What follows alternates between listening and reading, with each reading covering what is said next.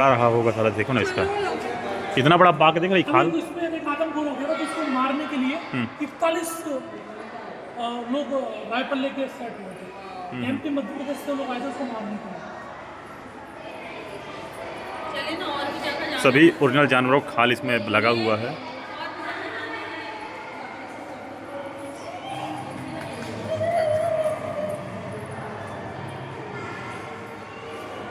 नील गाय का खाल, सभी जो भी लगे हुए हैं सभी जानवर, ओरिजिनल जानवर के बाग है सब।